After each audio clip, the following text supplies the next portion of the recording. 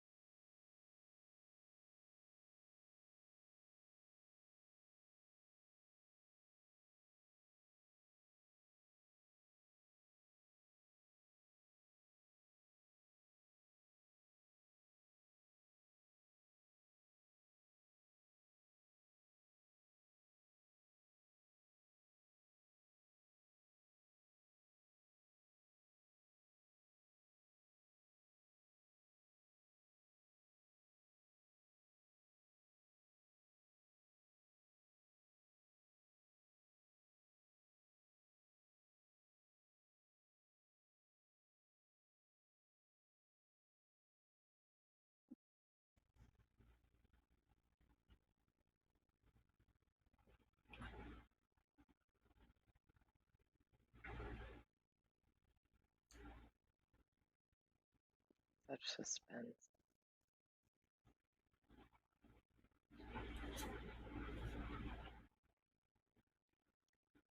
Dave, I'm not hearing the pre-roll. Is it playing?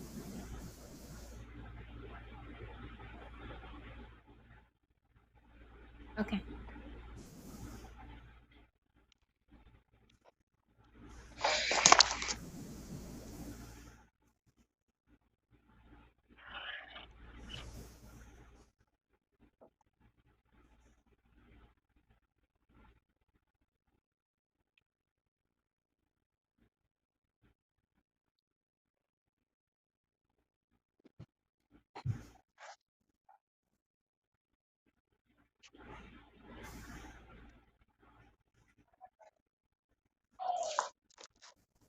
Thank you for participating in the 10th Annual BlackStar Film Festival. We would like to thank our funders and individual donors, as well as our network of producing and community partners. This panel, Caribbean Film and Relational Poetics, is co-presented by Black Public Media in partnership with Third Horizon. The runtime for this panel is 60 minutes, including audience Q&A. Please leave your questions in the comments and we'll do our best to engage with them. Please follow us on all social media platforms at BlackStar Fest and use the hashtags BSFF21 and BlackStar10. Don't forget to fill out our audience evaluation and vote for your favorite films.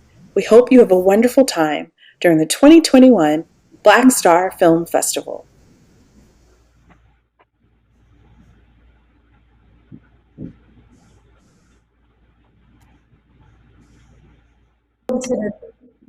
Welcome to the 10th Annual BlackStar Film Festival. I'm Sydney, the Program Associate here at BlackStar, and it is my pleasure to introduce you to the brilliant moderator for this panel.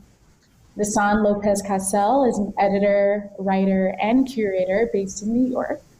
Her work focuses on artists' moving image, documentary, and experimental film practices concerned with race, gender, and decoloniality, with a particular interest in voices from the African and Caribbean diasporas.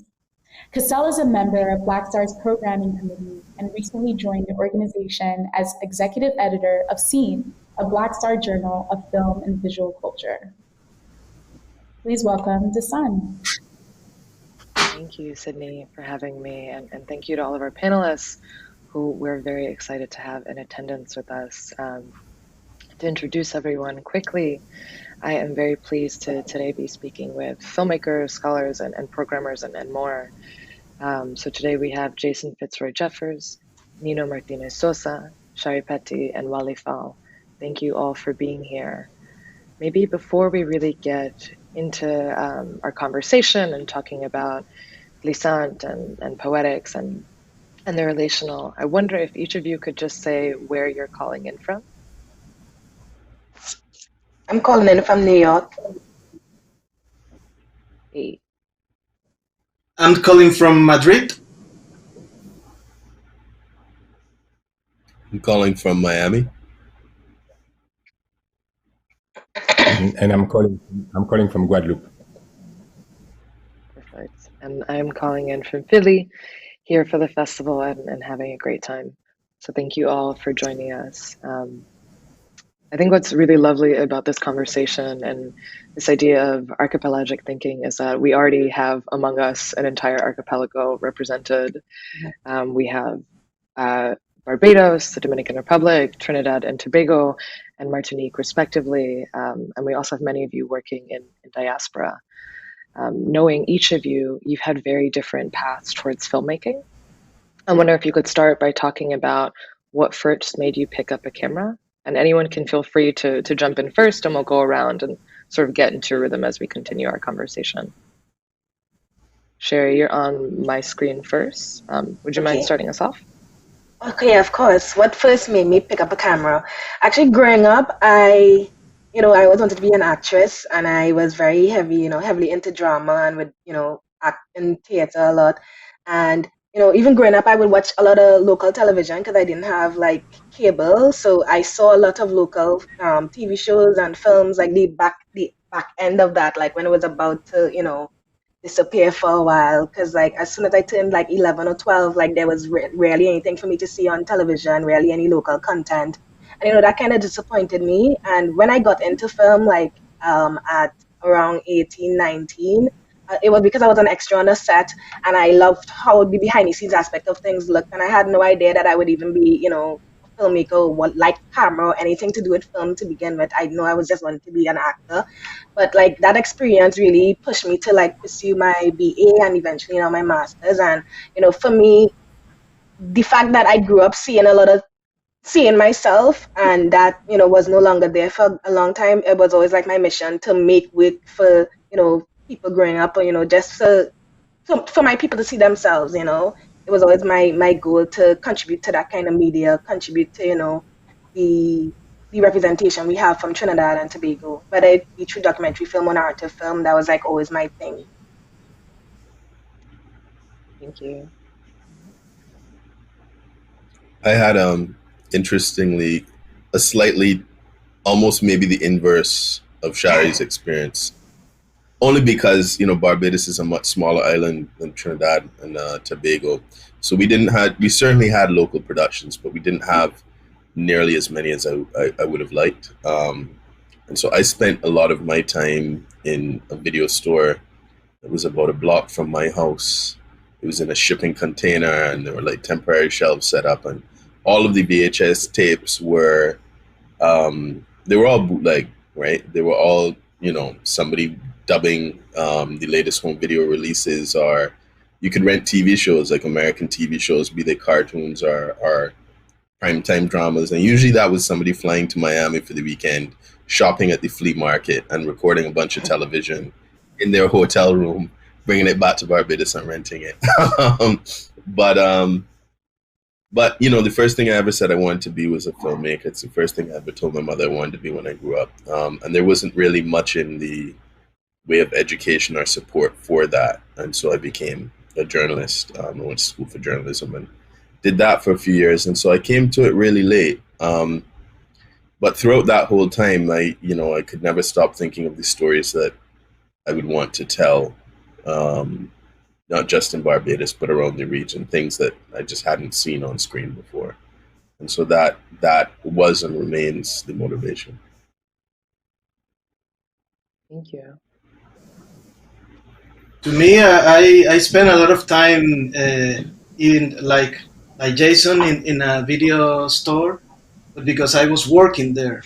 I was a dependent at the video store, and I was at a big video store that belongs to the best film critic of the Dominican Republic. So he has a lot of different types of films there, not only commercial films. There I begin to watch, Buñuel, Pasolini, Antonioni, different names that changed my perspective of filmmaking. But I think that I get approached to filmmaking since I was like 13 or 14 years old. And I think that I love poetry. I also was involved in theater groups in the school, and I'm a musician. I love technology, and I saw filmmaking as a way that like mix all these things together. But at the end, I think that I end up at the filmmaking because I want to change the world. Right, I want to change things, and I thought that filmmaking, it's like a big way to try to do that. And when I began to do it in the Dominican Republic, when I began to study, it was very difficult because we only have like one feature films made at that time. So I began to study languages because I knew that I was supposed to get outside to study and maybe develop my art. And then I go to Cuba, study there, and begin to think of being a filmmaker, really. And right now in the Dominican Republic, we have a huge explosion of film, and it's a great time in our history there right now. Thank you. Okay, as for me, I got into it really late, a bit like Jason said. I think the seed was planted by my dad when I was really young. He took us to see movies that were coming from the Caribbean, from Africa. So we grew up watching movies that were not only coming from the States, from Hollywood. And I think that's one big aspect of my growing up in Martinique and not being exposed many to anything else than Hollywood. Then after I think it took me a while to realize I could start making films because to me cinema looked like really something that was inaccessible. That wasn't for me for many reasons, but I got into it really cautiously. I started taking classes when I got in London after starting university to do something completely different in France. I went to London. I started evening classes in video editing and camera work, let's say. And I started doing projects.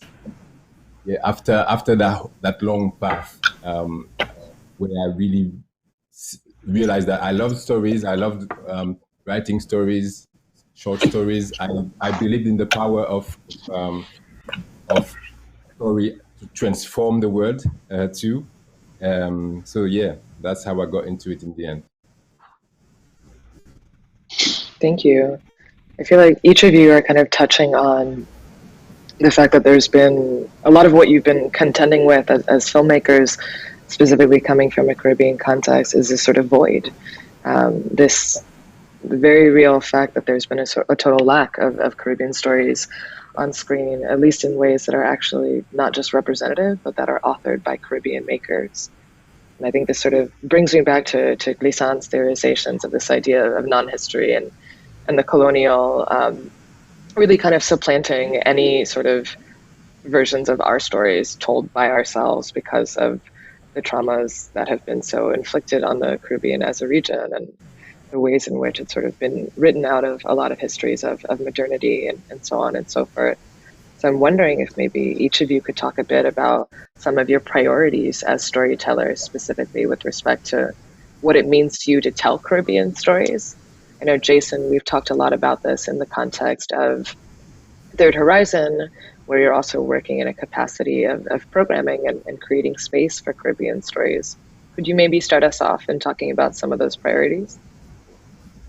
Sure. Yeah, I mean, I think front and center is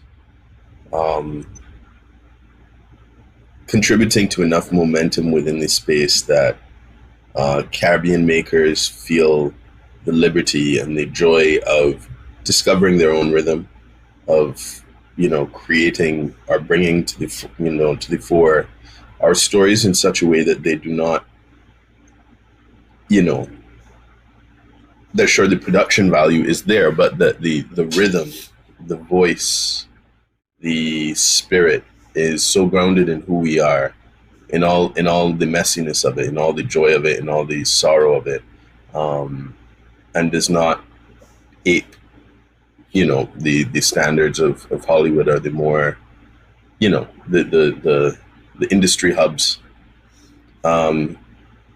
And I think also access, I mean, I think of how many filmmakers or would-be filmmakers there are around the region who, like maybe I did not pick up a camera or would not pick up a camera for many years yet, because they don't feel supported, because they don't feel as if there's enough resource for them.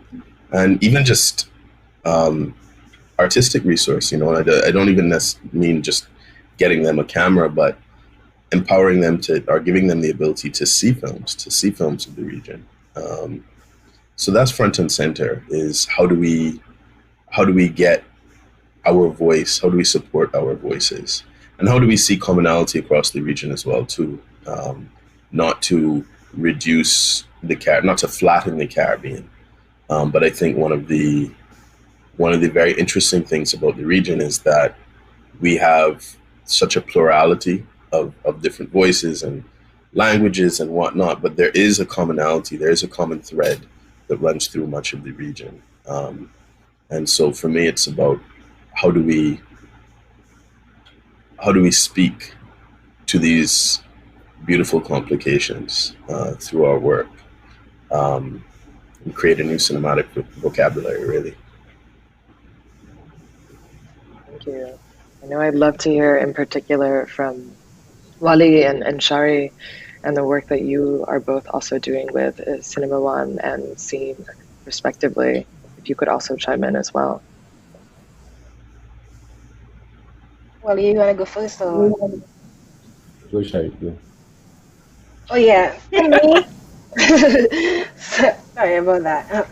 For me, it kind of goes back to the reason why I started making work in the first place. Because, like, as I mentioned, like growing up and being able to like see a lot of media from Trinidad, a lot of my friends didn't really, like a lot of my friends who might have come from you know, economic class, higher than me or whatever, they, would have had a different experience to me. But I feel like I always, because I saw myself for so long, I had a stronger connection than a lot of those friends. And as I said, once that disappeared, I felt like there was nothing for me to grab onto. And for me, just having that, being able to have that sense of self, being able to see, oh, this is how my people interact in the world. This is how Trinidadians are, and being able to represent that. I feel like when I look at a lot of younger Trinis growing up, a lot of them have like an American accent or might not, be as connected with their culture. And, for me, with Scene, and, I hate to see that, honestly, it actually breaks my heart. I'm like, you know what, you're living in a country where there are no Americans around like that. And, the way that you speak or the way that you interact is far from, your root culture. And for me, with Scene, my thing was always, to make my culture seem cool and, be able to bring in that audience, bring in that younger audience and make them know like, yo, like, you don't have to like try to be anything other than what you are right now. You don't have to be a foreigner to be, respected. You don't have to, change who there's nothing wrong with your culture. It's rich. There are many beautiful things happening here. And they just, for me, when I started like documenting a lot of our festivals, like I started documenting like a lot of things with Carnival, a lot of like niche, things happening in Trinidad, and people started watching it. And I'm like, yo, I didn't know this happened here. I didn't know that this is a thing that we could do. I didn't even know this is a thing that I could see, and a lot of people started, a lot of my friends, started going out to a lot of more of these cultural festivals that a lot of older people would have gone to only. And I feel like, on a smaller scale, I do that is my goal. And, I hope to get it to a bigger scale where there's so much content out there that it's a norm to just go onto YouTube or go on to turn on the TV and you can see things from Trinidad, and you're fed with the kind of you're fed with yourself as opposed to fed with anything foreign. So I think that has always been my main motivation. My main motivation, just being able to feel my people and have us see ourselves and be solid and proud of who we are, and not feel like if we're at a disadvantage because we don't have like a bunch of skyscrapers or anything like that. Like we have our own thing here and we should cherish it, and we should lean into that some more. Absolutely. Yeah. Wally, do you want to chime in as well? Yeah. I think it's a bit like Shari. I feel a lot what she's saying. I think if I hadn't lived for a long time in Europe, the urge, the need to be telling stories wouldn't be that strong, I think. Because I've never felt, even though I spent a lot of long years in Europe, I've always felt as if I was going through, I wasn't part of it. I was a temporary citizen of, never felt part of that space. And I've always, whenever I was watching films that were coming from the Caribbean or from Africa, it was really I really felt that very often we were trying to tell stories for outside, for abroad, for an audience that is not us, before telling the story to our people, And to me, I think it's really important that we start talking to ourselves, to empower ourselves, to really feel the pride of being who we are, just not trying to be anyone else and not trying to walk in anyone else's shoes. Because we have an extraordinary story to tell about our part of the world where so many things happened, and those traumatic stuff or beautiful stuff that happened need to be told from us, from our voices, and because no one else can tell our stories better than us, and we are we need to be questioning the world where we are standing, I guess. I think, and I think that's where I started. That's what's important for me, to question the world from where I am, my own society, but the world eventually.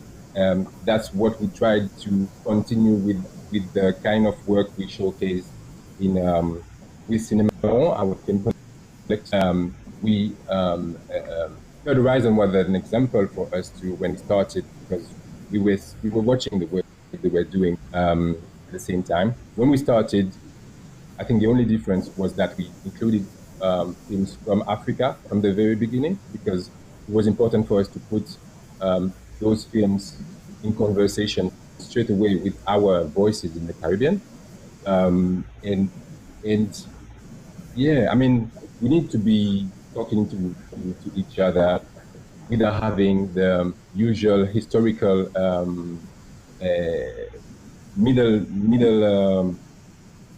middleman that is Europe or a northern country in general, a colonial power, I would say. Yeah, that's coming from Africa. Yeah, absolutely. I think core to what each of you are saying is this idea of sort of reorientation, and the idea of no longer looking externally, but perhaps more internally. And I think that is very much echoed by Glissant's sentiments, and this idea that relation is not made up of things that are foreign, but rather of shared knowledge. And I think that each of you are doing that in your respective practices. And I want to turn maybe specifically towards Nino's film Liborio, which is so much about preserving and promoting collective memory. Nino, could you chime in and maybe talk a little bit about the significance of the story of Papa Liborio to you, and what it meant to bring that to the screen? To share with audiences that specifically aren't in the Dominican Republic. Yeah, in the Dominican Republic and all over the world. To me, I'm like an amphibious feeling, because I live abroad. I live in Spain for many years, but each time I go to the Dominican Republic, I feel the urge to change things, and even if I live here with my family, I don't imagine stories in Spain or in Europe. I think that what I have to tell has to be from the Dominican Republic, has to be stories that belongs to us, and primarily to tell it to us, right? To try to rediscover what we have. And Liborio was this. I think that was this thing, a discovery for me to find this character that I think that you can see all the mixture of violence of our history of the Caribbean into one character. You can watch there the imperial colonization, the imperial imposition. You can watch the Marunage, the African descendants going to try to find their land and their freedom, to try to root to a place, but not to a place, but a community. And you can also feel all the mixtures that we have in the Caribbean, religions, cultural mixtures. And I think that all that crystallized in the story of Liborio, and that's what I felt that was what amazed me, and what forced me to tell that story, right? And the way that I used to do it, I think it has to be a lot with the Glissant, that rhizome and the rootless history that we have. It's something like that that we try to tell in Liborio's story, right? So Liborio was this man that was special man, and I think that his great gift was to try to reshape reality and to try to make believe the other, and to believe in the other and make believe the other, right? That's also a notion, a Glissant notion that we use in the film. There's also near the end there's a big scene with Liborio and the child that he tells the other that we are the other, right? And I think that we at the Caribbean we are the other, of course, and Liborio tried to tell that in a cinematic way. Yeah, and I think that part of what you're saying that resonates with me is also this idea of maybe moving beyond the status of being othered, you know, and sort of putting our stories front and center rather than having the sort of the orientation be towards convincing or in other ways pleasing or anything like that. And I think that Liborio that shines through with the fact that the story, or at least the way that you're telling the story, is never about like convincing the audience about the value of Liborio's teachings.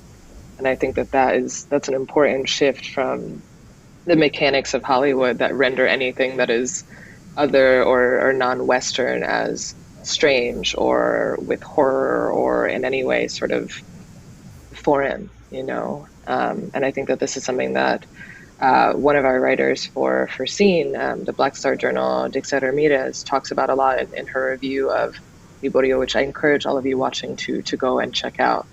But I want to kind of continue this discussion of the idea of maybe making the familiar be something that is celebrated, and the idea of kind of pushing against this othering effect. Shari, I'm wondering if you could talk a bit about your film Surf Pair, which is so much thinking about beauty standards and the ways in which these Eurocentric notions of beauty and attractiveness and value have been really imposed on the Caribbean to a detrimental effect, and how your film is kind of reckoning with that. Yeah, and well, the film initially it was a personal thing for me to kind of come to terms with my own insecurity with with my hair, and me dreading or feeling kind of ostracized because of that by by certain groups, whatever. And it was great to see that it's such a, for me, my main thing was trying to get to the root of these problems, because it can't just be me, and the root, through the interviews I was able to to see all the different ways in which we've come to this place, and the Eurocentric standard of beauty being such a thing ingrained in us that even we believe it, we forced onto each other as as Black people as well. I obviously would have had times in my life where I even would have enforced certain things onto my own self and onto others, and exploring that was really important for me, because a lot of people, you think they know but they didn't really know, and I only realized that they didn't know after the documentary came off, because so many people were like, yo, like, I've been struggling with this for a really long time, and I didn't know why, I didn't know how, I didn't know how we got to this place.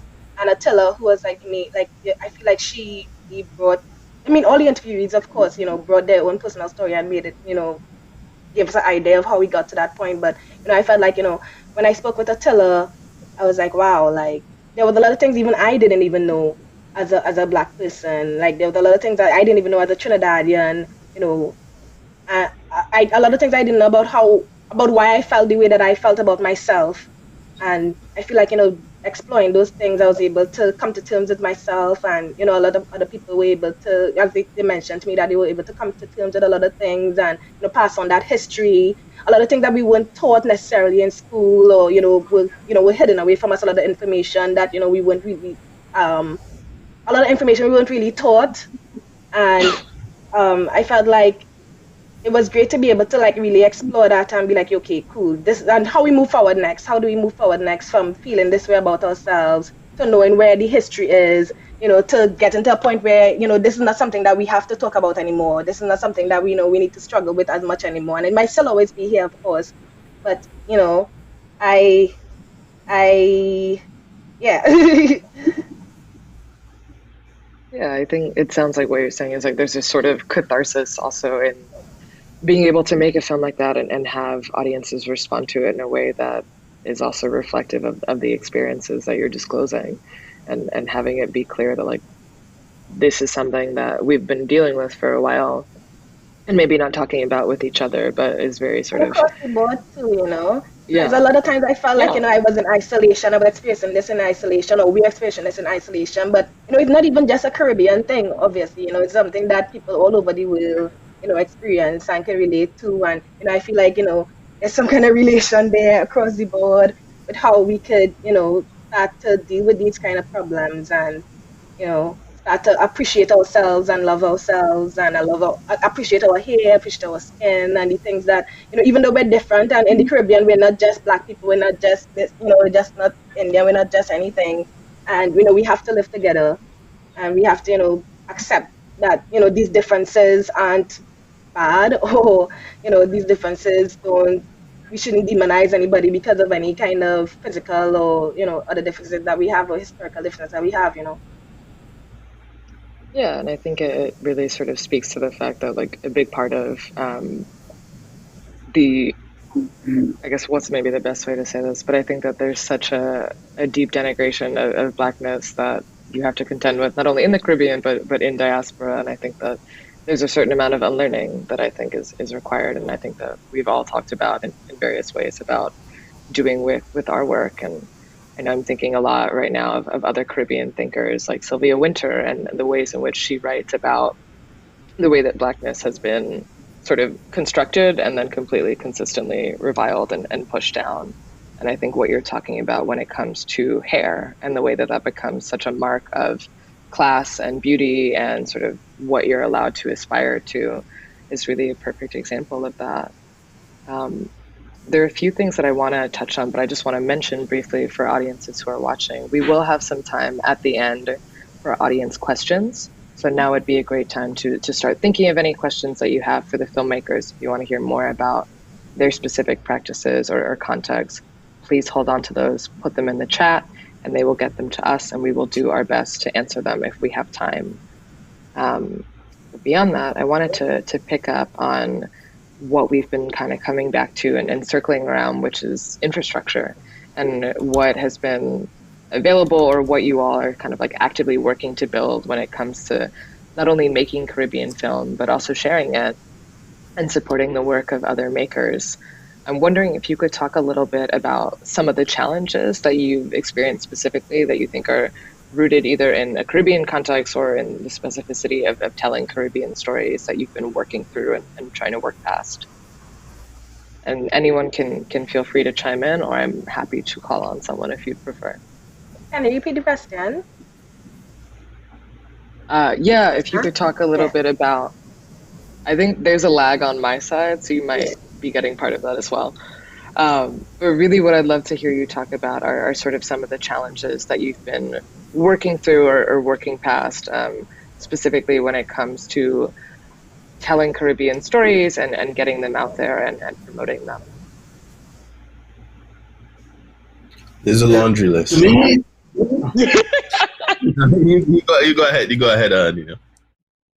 no, I was going to say that to me, the right now in the Dominican Republic, we have this cinema law that is helping a lot of people from different perspectives to work their stories, different types of stories, more commercial, more art film making. But I think that the difficulty is to get to the people, to the distribution and exhibition. I think it's the more difficult thing in the DR, because making it right now is not that difficult. The difficulty is to get to the people to see it, because people that at least in the Dominican Republic we want, of course, I think everybody want to show to see themselves reflected in a screen. There's like something that everybody wants to watch, right?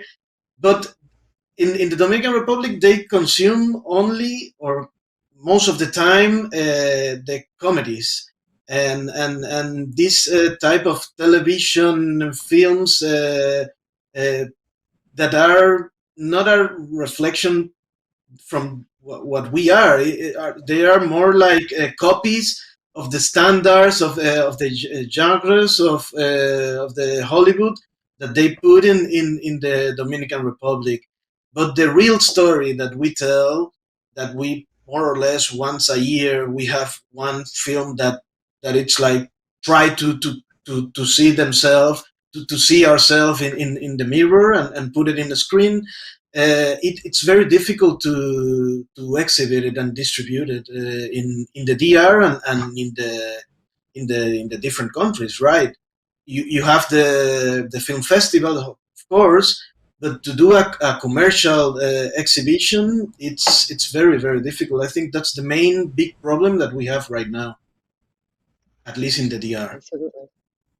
I would agree with that. Films hit the festival circuit, and then after that, it's there's a common problem with a lot of people in across the region, where there may be a film that comes out about where they're from, their island or their country, and then it's hard as hell for them to actually find it or watch it.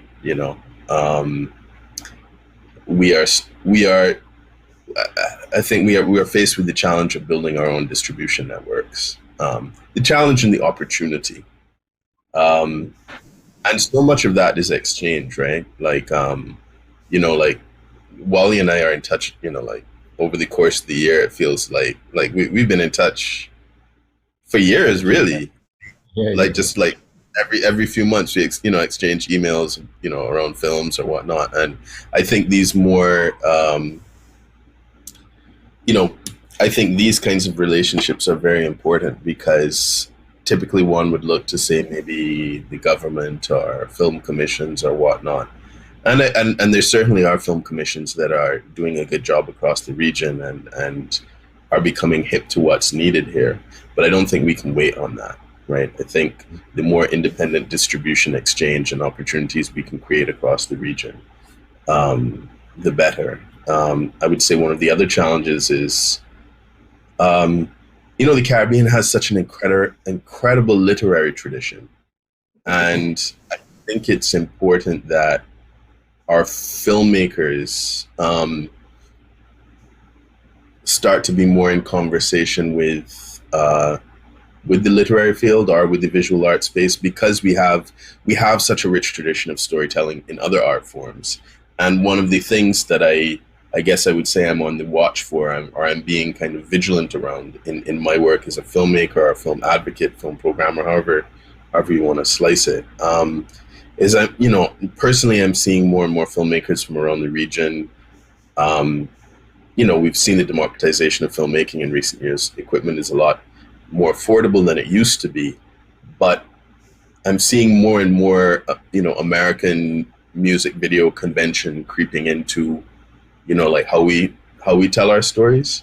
And it's not to say that, I grew up listening to hip hop. I'm not critiquing anybody being inspired by anything else. However, if that is solely what one is looking to, Shari was voicing this earlier, like if that's solely what one is looking to, that's a concern. And so for me, one of the things that I'm really passionate about is encouraging a conversation between Caribbean filmmakers and Caribbean painters and Caribbean novelists and poets, and where else can we look to for these authentic voices and stories and rhythms?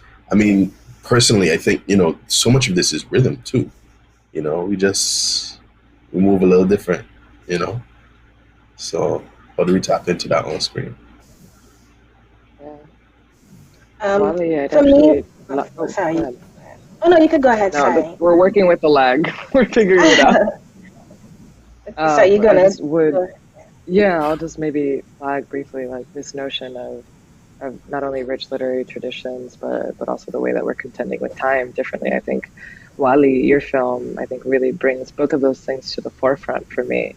And maybe if you want to chime in after Shari's point, we can talk a little bit more about that as well.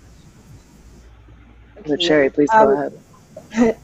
My thing was, and I've been seeing it changing over the past couple of years. But before that, like a thing that I noticed, and because I didn't really come from, a lot, is that a lot of the films back then, like a lot of the ways that films were distributed back then, it wasn't really that accessible to the masses, or like, the people who, this work, the people who should see the work, they might not be showing up at film festivals, and or but like some film festivals in Trinidad recently, like the African Film Festival and even Trinidad Tobago Film Festival, they started like showing films at the promenades, or showing it in more communities and in smaller communities as well. So it was so they're able to bring the work to the community more. So that was the thing. But currently, I think a main thing that at least I struggle with is, the monetization of content.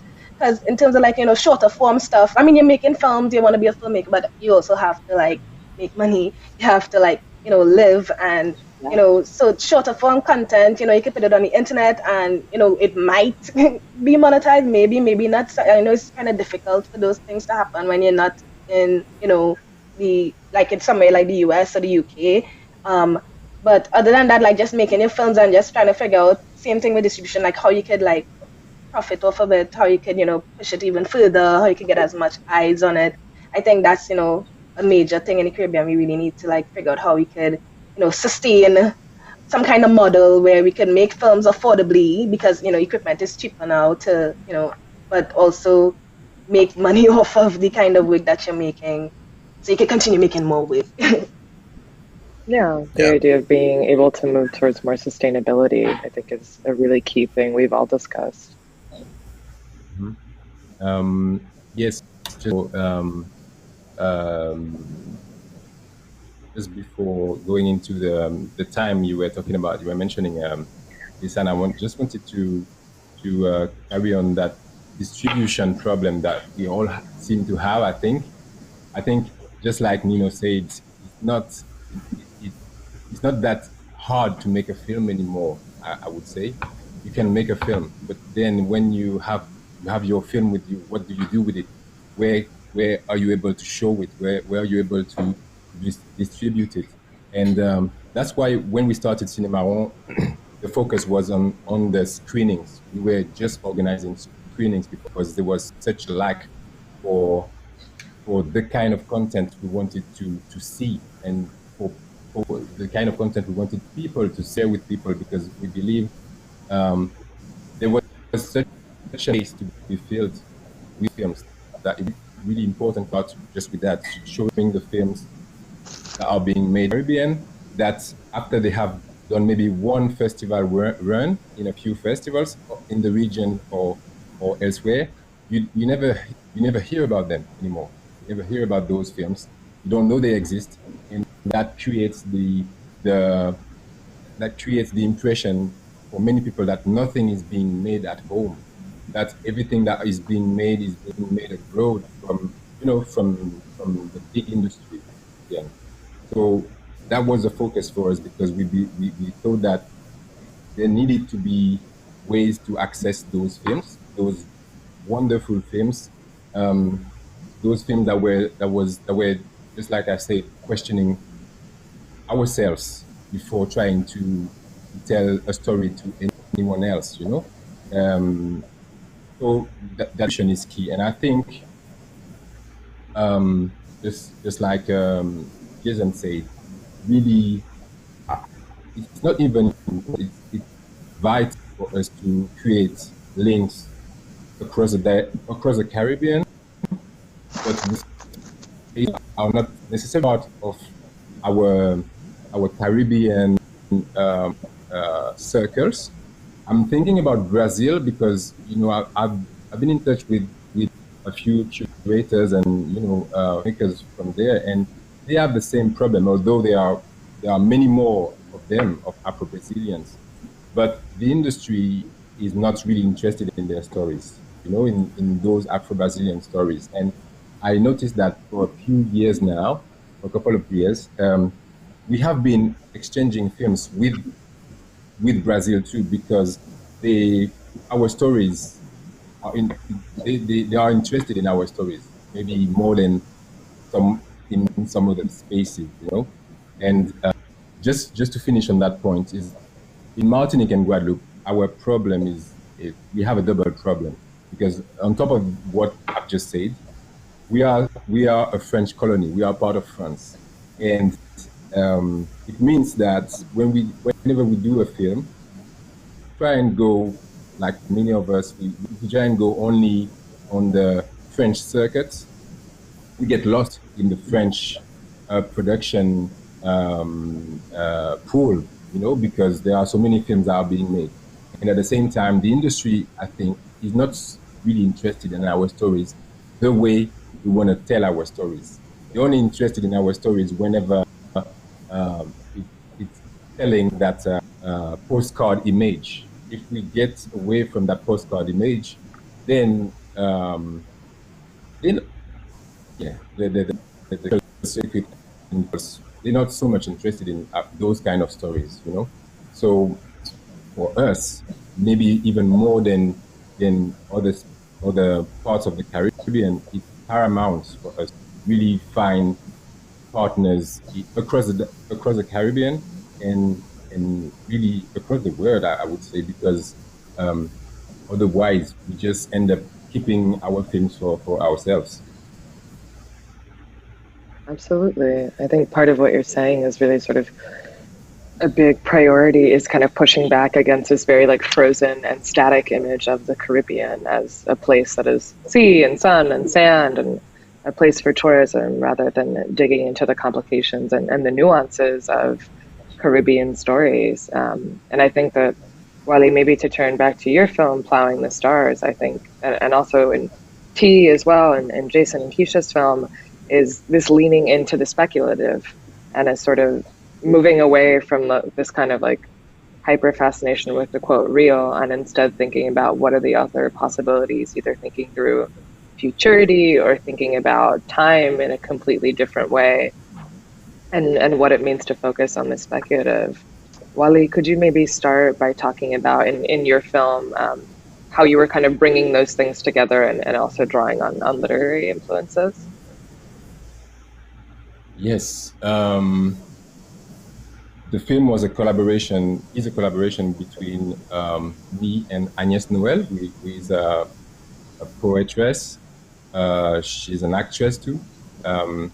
She wrote a text that was supposed to come before we shot the film. That never happened. So we ended up shooting the film, and then with a few ideas, and then the text came afterwards. And when the text came, I shot a few more scenes. But it ended up being a collage because I think our idea was to say that where we are now, the frontier between what we consider as being the past and the present is not so much rigid. It's very. We are still living a lot of stuff that some other people consider to be the past. We're still living colonial relationship with, for example, France, if we are talking about where we are. And the thing we are living nowadays are the direct results of a long history, If we think that this is supposed to question, but it's supposed to try and invent a future, is supposed to try and create some alternatives in the way we consider things, in the way we want to evolve. And that's where we came from with that film. We had no idea what the end result would look like, because it was an experiment from the very beginning to the end. And again, we tried to experiment a process where we knew we wouldn't have time. We didn't want to go through the usual funding, application system to tell a story now with whatever means we had at hand, So that was the challenge for us with that film. And it took time because of that as well, because we we didn't have a certain amount of money to work with and do whatever we can. We just it couldn't be like that. It took time because of that, because of those restrictions, financial restrictions, and that was opportunities as well at the same time. And yeah, I regarding the literary, influences, I think I agree totally with what Jason said. We have so many storytellers around us.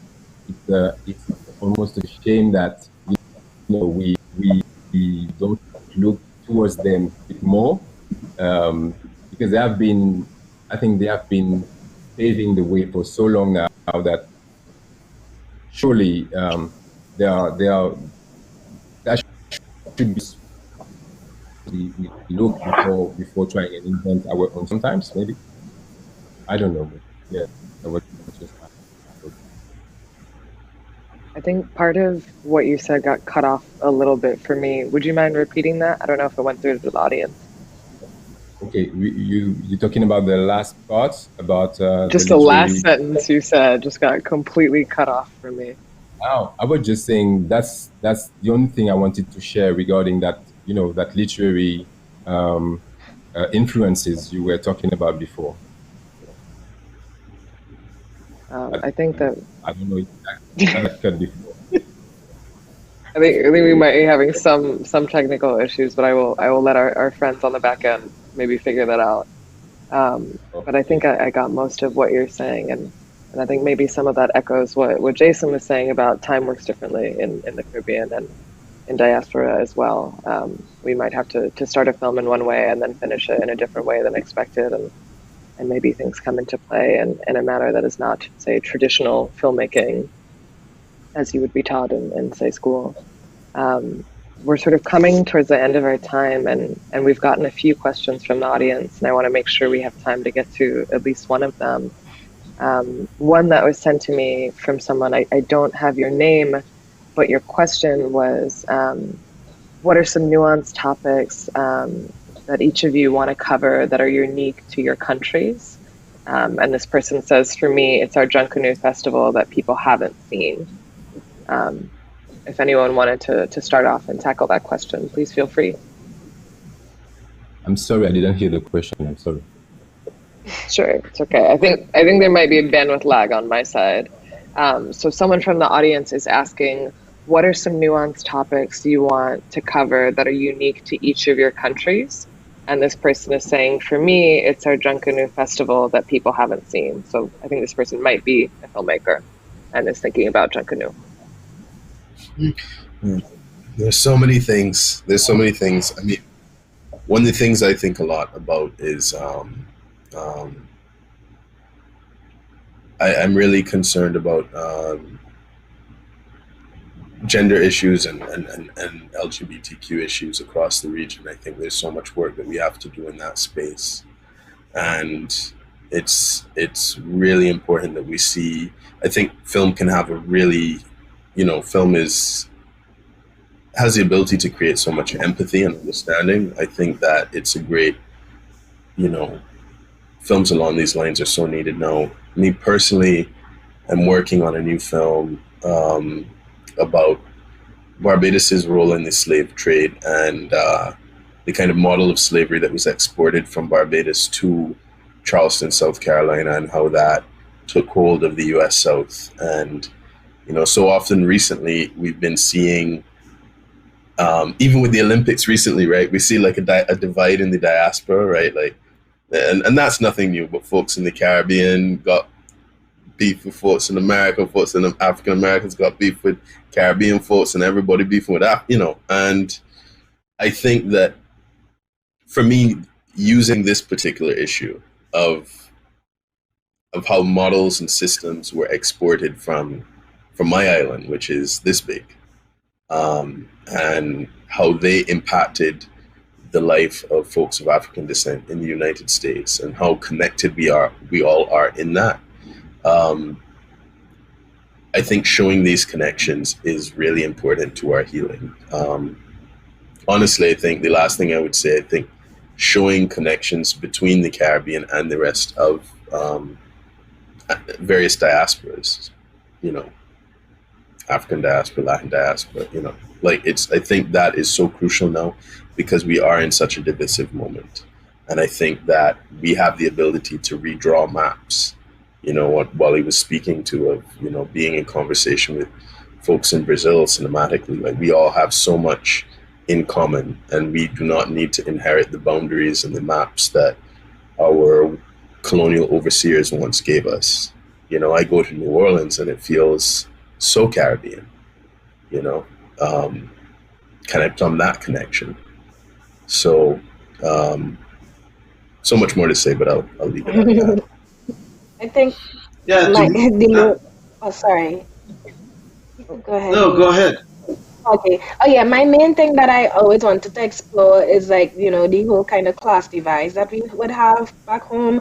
I feel like it's such a major thing in my society. Like a lot of what you can do kind of really depends on, you know, the class they come from. And, you know, I want to like explore those things a bit more from, I feel like, you know, I was able to, even like from, you know, just being involved in film to interact with a wide range of people and like see how different people interact from different classes in a pretty intimate way.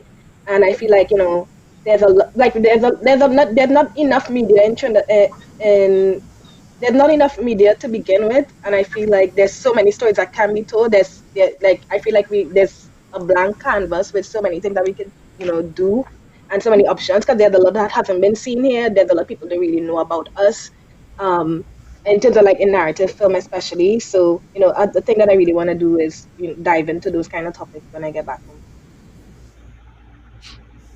Yes, I was going to say that as I try to do in Liborio, I'm still focusing on orality as an act of survival of collective memory, and I want to explore the encounter of the Europeans with the Aborigines, with the native of the Caribbean, and then with the slave. These three different worlds encountering in our islands.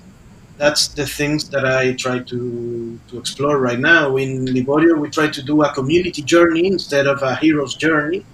And right now, I'm planting a couple's journey, a dichotomy between male and female, and mix that with the orality and the different types of stories that you can get in our towns and in the heads of our people. That's where I'm searching. At the moment, I'm really interested in mental health issues. In Martinique, I'm working on a project, but mental health as a way to question normality. What is normal? What we consider normal? What we consider, and because recently we have had a few. It's not coming from the project, but I thought there was a link. There were some protest, social protest last year, and whenever they were referring to the people that were leading the protest, they talked about them as if they were crazy. You know, the word crazy came so much from the people that are claiming to be, you know, part of the good society, and that questioning of normality to me is, I find it really important at the moment. For many reasons. Yeah, and that makes me think a lot of another Caribbean scholar and theorist who I mentioned earlier, Sylvia Wynter, who I think has written a lot about the way that we regard crazy or mental health issues in general in the West is directly rooted in colonialism and this idea of further invalidating the other and sort of asserting power. We have just a few minutes left, and we have a lovely question from the audience that I think would be great to close with. I'll maybe just paraphrase this. This person is curious to hear more about the pleasures of making, of what you enjoy engaging, if you're able to find space to play as filmmakers, or if there are times where maybe the void that we talked about earlier feels more overwhelming than others. That's a big Well, one. in my experience in Liborio making, I think that the most pleasure moments were when we get involved with the communities that help us acting and building the scenery and helping us in the production, and to I don't know, to see their faces amazed by we getting there to tell their story and to talk about them. To me, that was like the most joyful moments, and I think that when I show them the film, it's going to be also the realization of that joy. So to me, the process, we were of course a lot of tension and nerves and all the things that you have controlling or trying to control things that are without control, right? But to work with these people near them and at the same position, I think that it was the great joy for me. Yeah.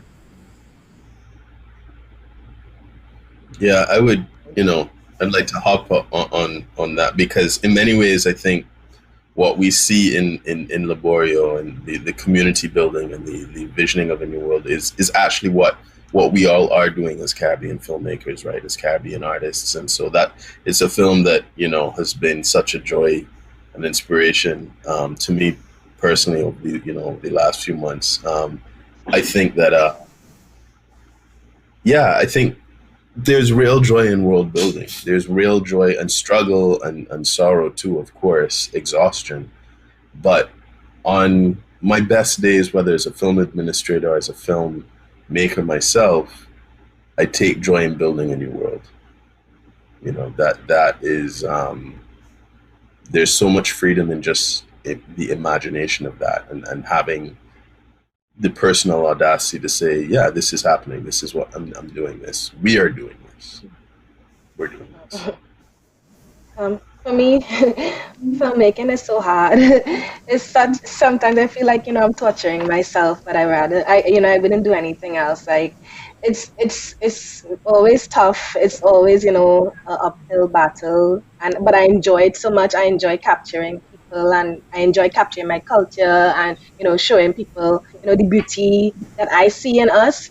And for me, anybody who gives me feedback and say, yeah, I didn't know we had this thing happening here, I didn't know that, we are like that, or, I didn't know that I didn't know things could be like that here, or any kind of feedback about the work. I feel like that's enough for me. I'm satisfied, once it connects with anyone, once, it brings anyone closer to the culture that I'm also trying to discover and explore, through my exploration. I'm hoping, other people could, be moved to explore and appreciate what I appreciate about, the Caribbean and Trinidad. I've never met any of my three co-panelists, but I feel they are part of my world and I'm part of theirs, because the kind of stories they're interested in are really touching me. The kind of stories they worked on, And as for myself, the thing I love the most about what I do is when I have the impression of being completely lost, not knowing what to do next. When I think about it retrospectively, that's the best. That's the beauty of the work for me. When I'm in a situation where I feel like shit sometimes, because I'm like, what am I doing? But then maybe that's when everything is being done to that at the exact moments. Yeah, that's what I love about it. The process of inventing comes, I think, at a later stage for me. Thank you all for your responses and generosity throughout this conversation. I think ending on the note of pleasure feels like a good way to close out. I will just say thank you to each of you for joining us, and for everyone for tuning in. Please know that you can catch Wally's film Plowing the Stars playing in tomorrow's shorts block Egress, which I think begins streaming at 6 p.m. Eastern time. I think you can still catch Liborio on the platform. Please check out Dixa Ramirez's review in Scene and our issue in general, and enjoy the rest of the festival. Thank you as well to Farah for organizing this panel and bringing us together, and the entire BlackStar team. Thank you. Yeah.